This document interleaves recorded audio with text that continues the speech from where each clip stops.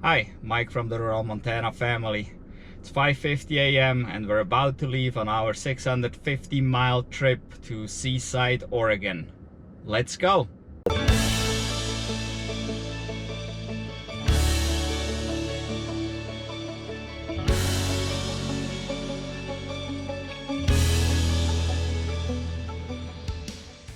We had the car scheduled for departure by 5 a.m. just to make sure we definitely get a full charge, and it will be preheated plenty by about 6 a.m. when we leave, and had a little time to load up and everything worked out. The car shows 98% right now, and we'll be driving out of here shortly.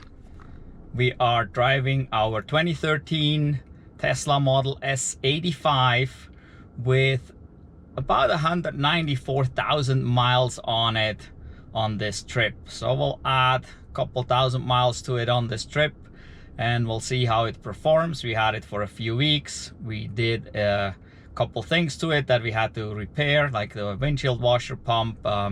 We retrofitted the TPMS.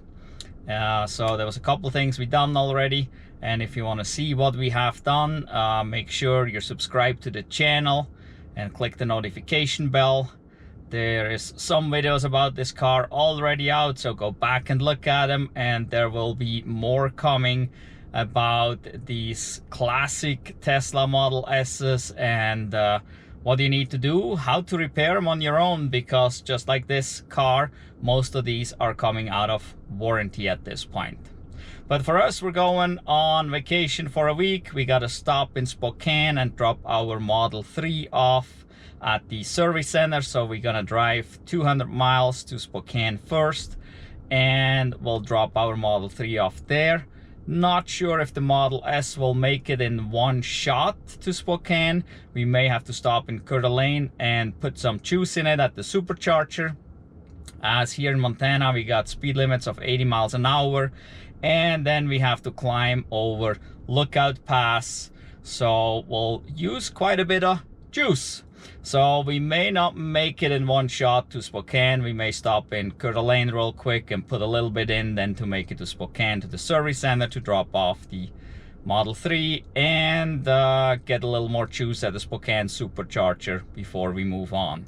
And I will keep you updated whenever we stop for charging, and I'll take some video footage of the scenery. But right now it's pretty pitch dark outside for probably another hour and a half, so we won't get to see much until after Spokane probably. Make sure, like I said, be subscribed, hit the notification bell. This will most likely be at least a two-part series here for this trip, going there and coming back, so stay tuned. So we already had to stop, only about 40 miles in. Already needed a bathroom break and some coffee, and right here in Superior there is a Supercharger, so we decided to stop here. And we got both cars here right now. Everybody else is inside the store getting coffee, going to the bathroom, and we're gonna switch drivers here so that our friends can drive an EV, as they're actually in the process of purchasing one, or actually looking for a used one. So yeah, we're just kind of topping off. There's definitely no need to stop here at this point, but well, people always complain about having to stop too much. Well, even with a gas car we would have had to stop here because of the bathroom, and we are able to take advantage of a little bit of charge while we're here and then keep on going. All right, we made it to the Spokane Supercharger. We stopped in Coeur d'Alene real quick, went to Tesla in Spokane, dropped off the Model 3, and now here we are at the Supercharger. Let's look at the stats here. It's been a little bit stressful so far to make it in time to drop off that Model 3. So, but we got here, we're already charging. We are at 44% right now. It already added 3 kilowatt hours, as we can see on the screen. and it is charging relatively slow. We're only going at 62 kilowatts. It started at about 67 kilowatts, but these Teslas, the 2013s, those Model S's, are pretty slow at charging. That's unfortunately the nature of the beast with those. This here is, I believe, a 250 kilowatt charger, but we cannot take advantage of that whatsoever. It'll be relatively slow going here. So now let's see, let's get rid of this here, and we probably, from here, we probably have to stop here in Ritzville again. That's about where we're going. Let's see here. So it tells us estimated charge time 5 minutes. So that's the cool thing with your Tesla. If you use a Tesla navigation like that, you can get the estimate here for how long you have to be here to charge up enough to get to the next supercharger. And so right now it says estimated charge time 5 minutes, and we will get to the Ritzville supercharger with 20%. And that's about where we want to be. We want to be relatively low, especially with this car here.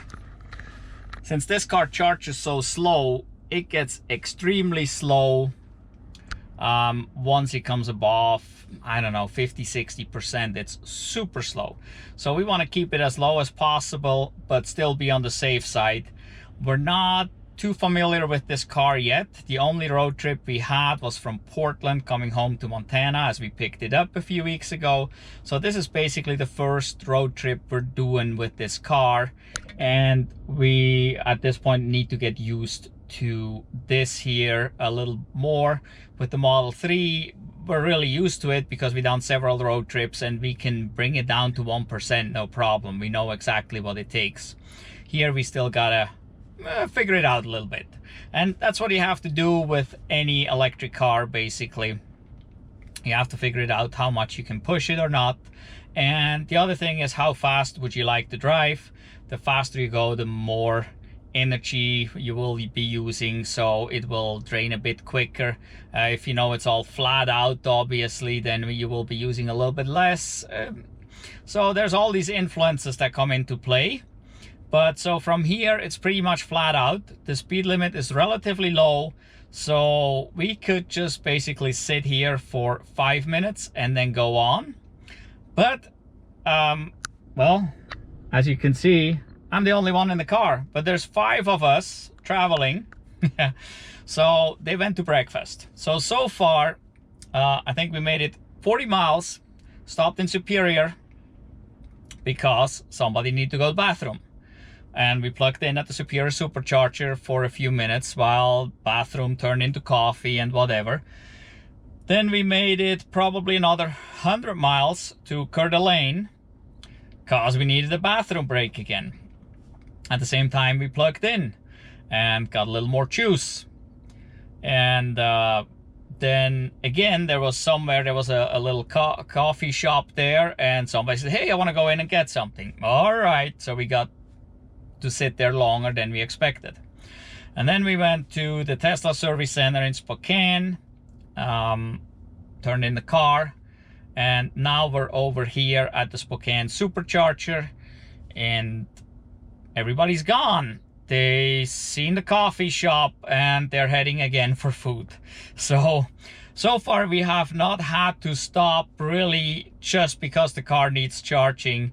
Our stops are mainly bathroom stops and food stops, it seems like, except for dropping off the Model 3.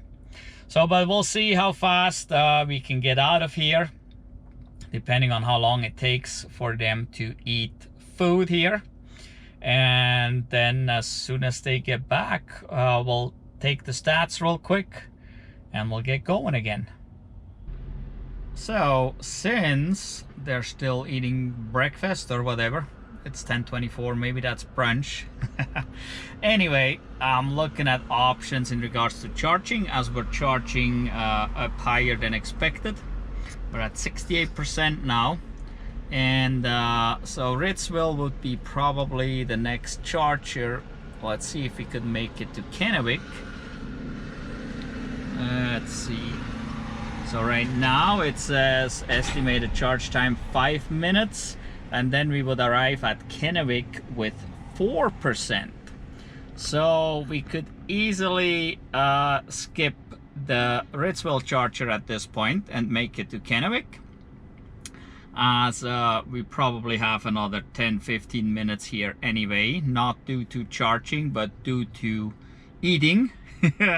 So I think we're gonna try to make it to Kennewick from here without stopping in Ritzville, so that we can finally get some miles under these tires here and yeah, get somewhere so we can make it to Seaside today at a decent time. So yeah, this was pretty much what we seen about 10 minutes ago for Ritzville. It's at 5 minutes charge, and then we get there with a few percent, but now we had so much time, we're already up to 70%.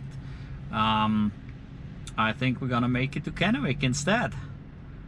So I'll go check on my friends and family, and we'll see how much longer we'll be here.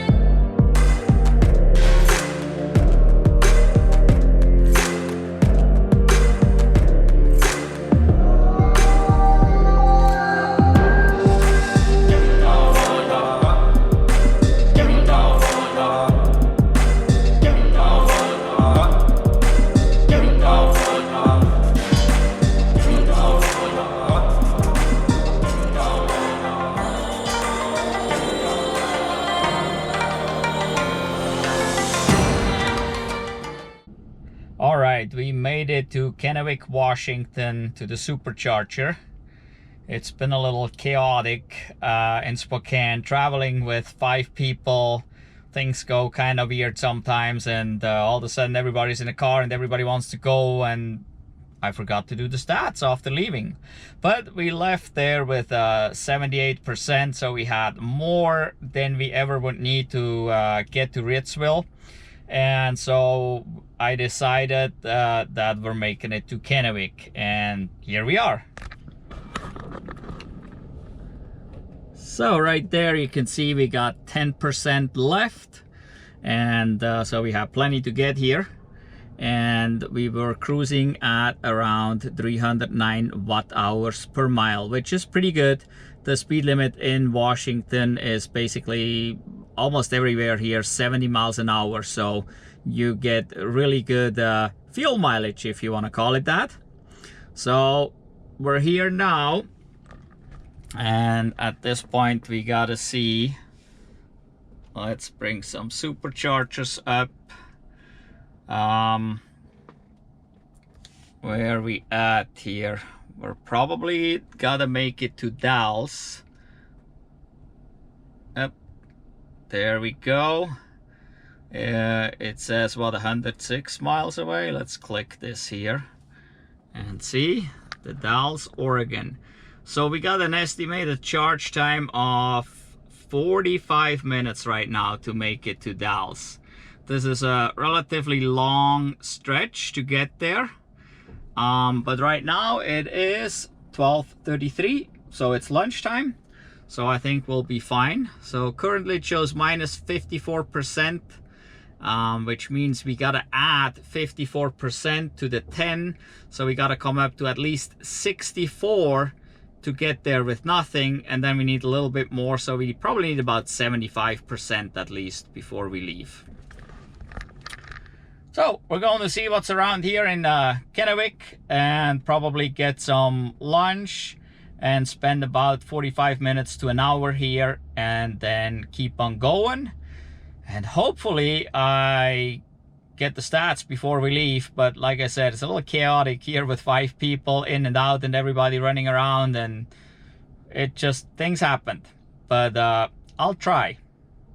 We're charging now here in Kennewick, and it shot up to 115 kilowatt hours for a second, then dropped down to 107, and now we're here just a few minutes and it's already down to 83 kilowatt hours, which this is normal for these classic Model S's. They're just slow chargers, that's how it is. But we only need enough to make it to the Dalles in Oregon. So according to this here, we got about 35 minutes that we need to sit here still, and probably give it a little bit extra because we do have 5 people and luggage in here, and we want to make sure we can get there. But it's doing pretty good right now. If we stay at 80 or 81 kilowatt hours here for a while, that would be nice. Then we can get this done here pretty quick. But we'll go get some food since it's lunchtime. Okay, we're charged up at the Kennewick Supercharger here. Now we have 12% estimated arrival in the Dalles, Oregon. And we are currently at 80%. So that hopefully does the trick. We drove the same stretch here a few weeks ago when we came from Portland, driving back home when we picked up the car. If you haven't seen that video yet, I'm gonna put a link at the top of the screen here. If it doesn't pop up on your device, look down below in the description. So, and now we're on our way to the Dalles.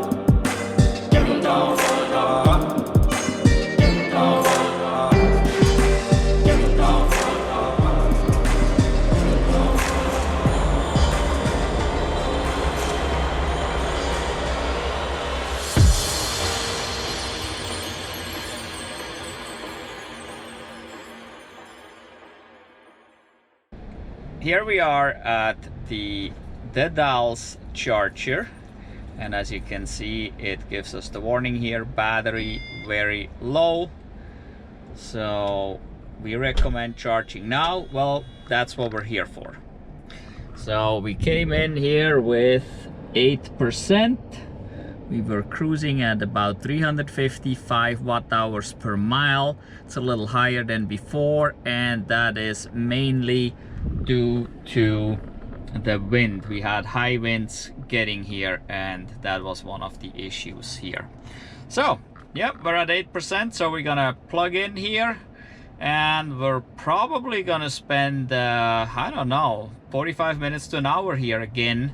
I have to figure that out, but right now I need to get plugged in because every spot here is taken on every side of us, so we need to plug in. All right, it's ramping up the charge here. let's see, it automatically switched to 80%. So just a second ago we were at 100%, but and I just got a message on the phone right here, if you can see this. It says test 2 high usage supercharger, and it automatically switched the car to 80%. And it says 40 minutes to 80%. We're running at 110 and it is already dropping, and this car will drop pretty quick, unfortunately, as you can see. And so yeah, I guess we'll be here about 40 minutes. Up here, if you can see that in the middle there, it says high usage supercharger station, charging limit set to 80%, adjust limit if needed. So if I really needed to, I can adjust the limit higher. So they're not gonna let us be stranded here if we could not make it. So if we would actually be going the other direction from where we came, I probably would want to have 100% because it's been a struggle last time, and I knew we needed quite a bit last time, and we got 100%, and I think we only made it there with about 10%. But anyway, so yeah, this is a high usage supercharger. I think there's only 5 chargers here, and they're all taken right now. So, and as you can see, it already dropped below 100. Yeah, well, we'll go see. We'll do something for 40 minutes and then keep on going. We're not too far from Portland, so we shouldn't have a problem finding another supercharger there. All right, we had some food, and we've been charging here over an hour now. Got up to 90%. I did reset the limit from 80 to 100 in hopes of making it to Seaside in one shot here, but this charger is so busy, there's a whole bunch of people waiting here, so I decided to come out and move the car away from the charger, as we probably can stop somewhere in the Portland area and get a little extra juice on a supercharger there. So we are at 90% now when we are leaving the Dalles here in Oregon, and we'll see, we'll get a little more in Portland somewhere probably to make it to Seaside, or maybe not. Actually, we could check that, since Seaside does have a charger. The question is if it shows up somewhere here.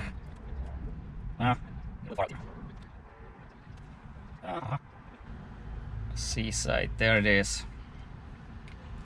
Let's see what it says here.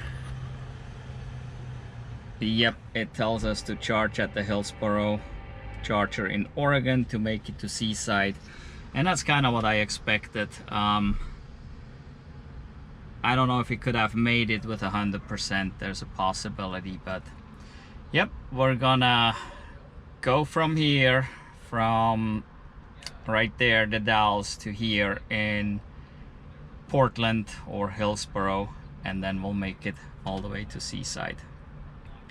So we still have a little bit to go, but yeah, we're at 90%. So I'm waiting for everybody to show up. They're eating some pie still, but they should be here shortly, and then we get going.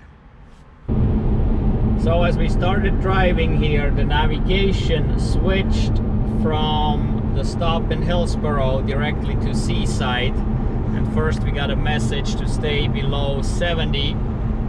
Now we got a message to stay below 65 miles an hour to reach our destination. But it eliminated the charge stop. So we probably still be charging in Hillsboro, because we're still going about 73 here right now. And we'll spend a few minutes at the Hillsboro Charger instead, and we'll be there much faster. We are at the Hillsboro Supercharger. We got here with 40% left.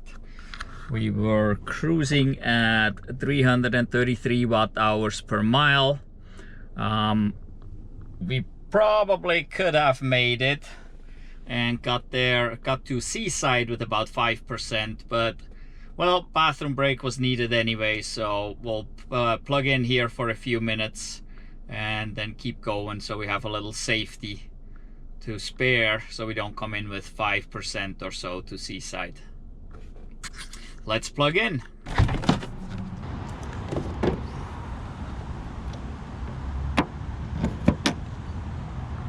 So it says 1 hour, but that's to 100%. We're not gonna charge to 100%.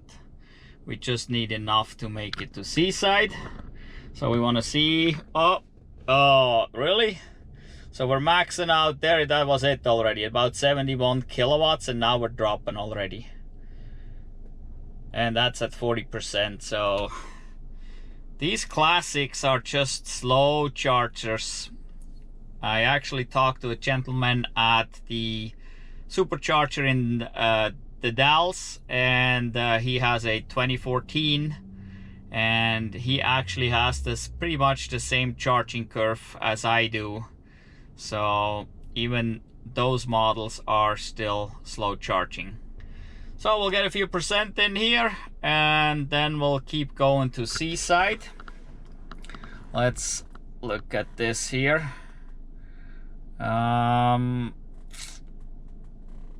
Do we have Seaside right there? Okay, so it says here estimated charge time 10 minutes, and then we get to Seaside with 9%.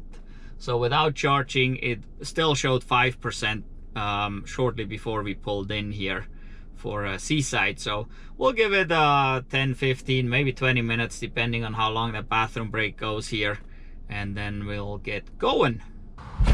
All right, so we're up to 54% now. Everybody is back, and we'll get going. And actually the car already switched to the directions, but I believe we're supposed to arrive with about 21% in Seaside. So let's get unplugged.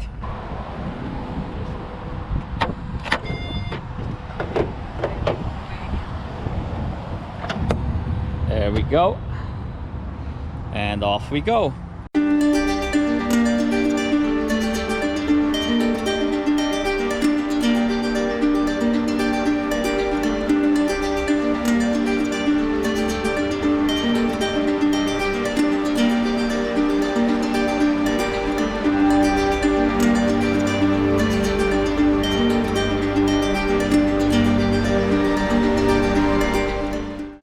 We are here. You can see the ocean now. Well, just on the map. All right, so we are in Seaside after traveling about 15 hours total. We left at 6 mountain time, 6 a.m. mountain time roughly, and got here about 8 p.m. Pacific time, I believe. In any event, we got here, now it shows 18%. I think last night when we got here it was about 20%. We have plenty to spare, no problem, since we did this little extra stop for about 10 minutes to get just a little extra as we were driving in the unknown on a smaller highway in the dark, not really knowing where we're going. We prefer to have a little extra there coming to Seaside. But we cruised at 322 watt hours per mile, and you can see the average on the bottom shows 324 watt hours per mile. That shows 899 miles though. We drove about 650-ish miles or something. We didn't do that 899. The usual me obviously forgot to reset the trip meter before we left at home, as always. Sorry. But you can see we did pretty good. So here in Oregon, or starting in Washington actually, our average consumption started to decrease because of the lower speed limits.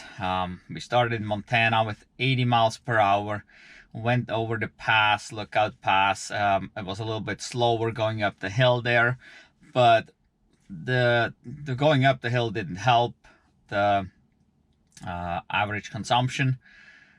And then, but then the speed limit started basically dropping from there. We got 75, then we got 70, then we got 65, coming to Portland area, 55. There were even times with 50, and then going, basically coming from Portland to Seaside, it was 50 and 55. So you can do pretty good at lower speeds, even with this big car, with this old classic here.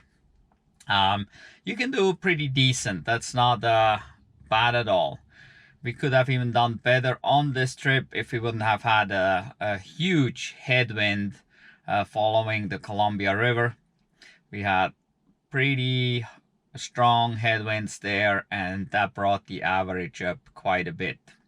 Googling this route, Google estimated 10 hours driving time, and that is driving time.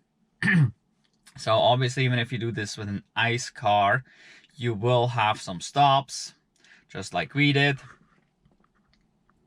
You will be going to the bathroom. I guess most people do anyway. So you will be going to the bathroom, and so like the first two stops, just a few miles in, like 40 miles in or so, the first stop was already there, a bathroom stop, but there happened to be a supercharger there, so we plugged in for whatever it was, 10 or 15 minutes, because the bathroom stop turned to, oh, let's get some coffee, and then the coffee machine in there didn't work or something, and before we knew it, we spent like 15 minutes there, easy.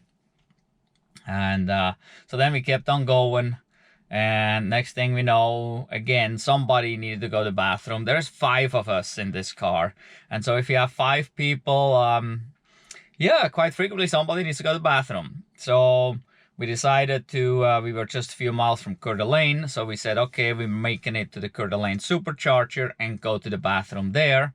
So I went to Coeur d'Alene, plugged in there, located the bathroom, and then from there we made it to Spokane, Washington, where we actually had to drop off the Model 3 that we have at the service center. And we met with the technician there.